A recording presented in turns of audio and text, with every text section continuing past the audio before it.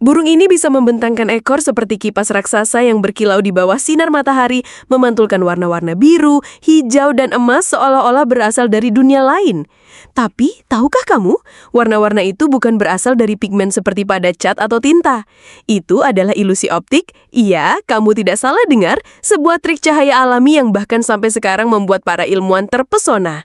Merak bukan hanya burung cantik, ia adalah makhluk penuh misteri, simbol keabadian dalam budaya kuno, penyampai pesan dalam mitologi, bahkan penjaga istana yang tak tertandingi.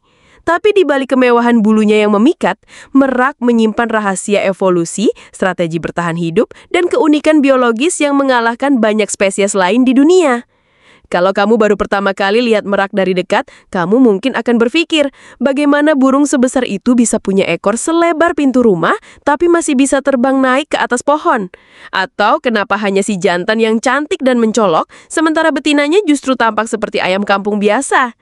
Disinilah kita akan membuka satu persatu rahasia burung merak berdasarkan riset ilmiah, sejarah budaya, dan pengamatan lapangan dari berbagai negara. Kalau kamu suka pembahasan unik seperti ini, silahkan tekan tombol like dulu ya. Dan jangan lupa subscribe channel Kuak Fakta supaya kamu nggak ketinggalan episode menarik berikutnya. Yuk, kita mulai perjalanan panjang mengenal dunia burung merak lebih dalam lagi.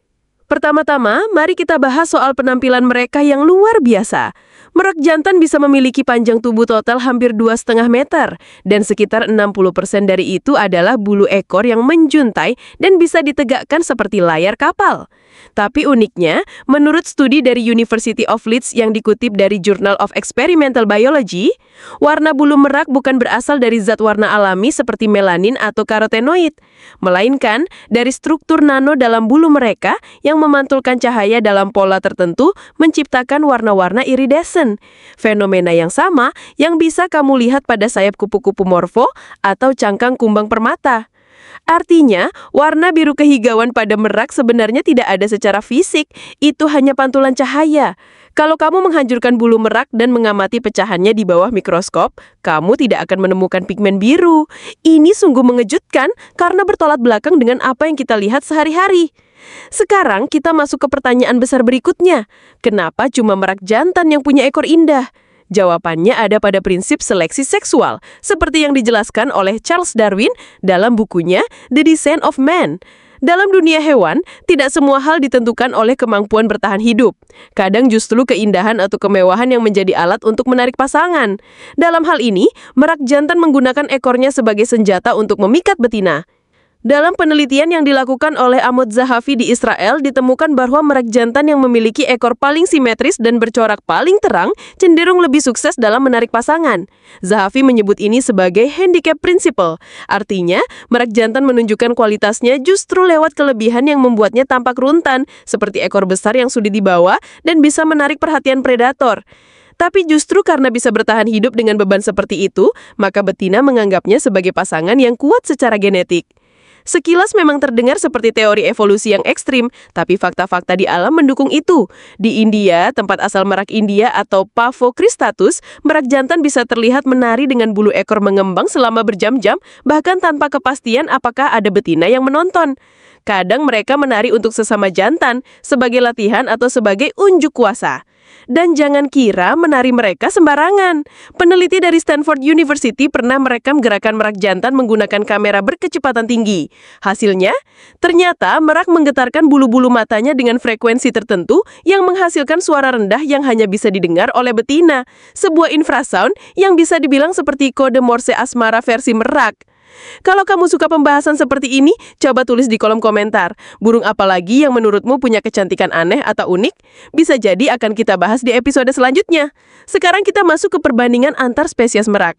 Saat ini ada 3 jenis utama merak yang diakui oleh dunia sains. Pavo cristatus alias merak India, Pavo muticus alias merak hijau dari Asia Tenggara, dan Afro Pavo congensis, merak Kongo dari Afrika. Ketiganya memiliki perbedaan mencolok, tidak hanya dari warna bulu, tapi juga suara, habitat, bahkan perilaku sosial.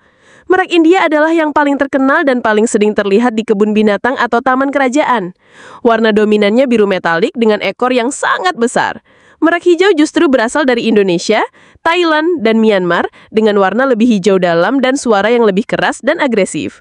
Merak Kongo adalah yang paling misterius. Ia kecil, berwarna dalam, dan tidak memiliki ekor indah seperti dua sepupunya.